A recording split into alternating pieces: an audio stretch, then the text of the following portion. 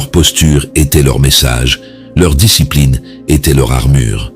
Ce que tu tolères définit ce que tu vaux aux yeux des autres. Regarde autour de toi. Qui attire naturellement le respect? Ceux qui ne laissent pas l'inconfort les détourner de leurs principes.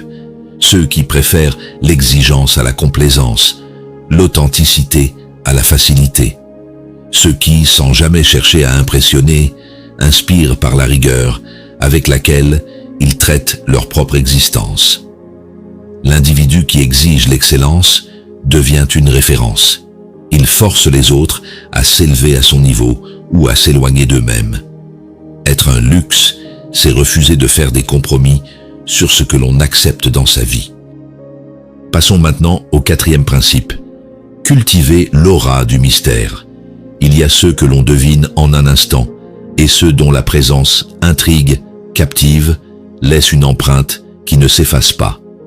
Ce qui est évident se consomme vite. Ce qui est insaisissable, lui, fascine et obsède.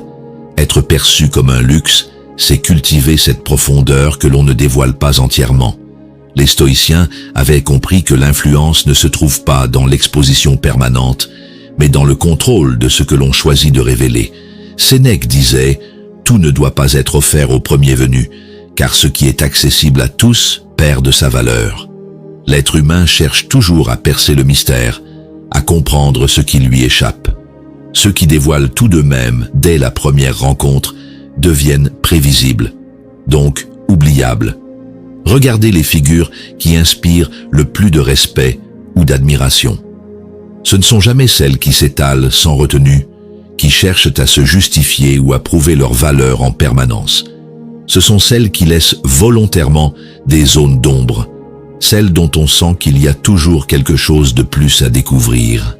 Imaginez une œuvre d'art magistrale, placée au centre d'une galerie. Elle ne crie pas sa beauté, elle ne supplie pas que l'on s'arrête devant elle. Elle est simplement là, imposante, silencieuse, et pourtant, c'est elle qui capte tous les regards. Ce qui est rare n'a pas besoin de se vendre, ce qui est rare attire naturellement. Trop parler, trop expliquer, trop chercher à être compris, tue l'aura d'exception. La présence précieuse ne se dilue pas dans un flot de paroles. Elle sait le pouvoir du silence. Elle comprend la force de la retenue. Tout ne doit pas être offert sur un plateau. Ceux qui veulent vraiment comprendre feront l'effort de chercher. Un stoïcien ne se livre pas à la première occasion. Il parle peu, mais chaque mot a du poids. Il se montre, mais ne s'étale pas. Il agit, mais ne s'explique pas inutilement. Il sait que l'inconnu captive plus que l'exposé, que le mystère attire plus que la transparence absolue.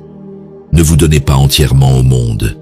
Laissez toujours une part de vous-même hors de portée. C'est dans cette retenue que réside le véritable pouvoir. Poursuivons avec le 5e principe.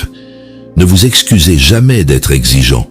Dans un monde qui valorise la complaisance, ceux qui imposent leurs standards sont souvent perçus comme durs, intransigeants, voire arrogants. Pourtant, exiger le meilleur n'est pas un caprice. C'est une déclaration silencieuse de valeur personnelle. Celui qui ne plie pas devant la facilité devient un repère, un pilier. Marc Aurèle écrivait « Ne diminuez jamais vos exigences par peur de déranger. Ce qui est droit reste droit, même dans la tempête. Ceux qui se contentent de peu reçoivent peu. Ceux qui ne tolèrent que l'excellence finissent par attirer ce qui leur correspond. Ce n'est pas une question d'orgueil, mais d'alignement. Regardez ceux qui sont traités avec le plus grand respect. Ils ne sont pas forcément les plus gentils, ni les plus accommodants. Ce sont ceux qui imposent naturellement une exigence autour d'eux, pas en criant, pas en exigeant bruyamment, mais par une présence qui fait comprendre que l'on ne peut pas leur offrir du médiocre. Prenez l'exemple d'un chef étoilé. Il pourrait accepter des ingrédients de qualité inférieure, tolérer des approximations dans son art, mais ce serait renier ce qui fait son prestige. Il sait que chaque détail compte, et c'est cette exigence qui forge sa réputation. Un homme ou une femme de valeur applique ce même principe à toutes les sphères de sa vie. Mais il y a une chose essentielle, Ceux qui sont exigeants sans en être dignes ne sont pas respectés, ils sont méprisés. L'exigence ne s'impose pas, elle se justifie par l'excellence de son propre comportement. Ne jamais exiger des autres ce que l'on ne s'impose pas à soi-même. Les stoïciens vivaient selon un code strict. Ils savaient que l'exigence n'est pas une prison, mais une clé vers une existence qui force le respect. Ce que vous tolérez dans votre vie en dit long sur vous. Si vous acceptez la médiocrité, vous en serez entouré. Si vous l'éliminez, vous ne laisserez place qu'à ce qui mérite d'exister à vos côtés. Ne vous excusez jamais d'attendre plus du monde. Ce n'est pas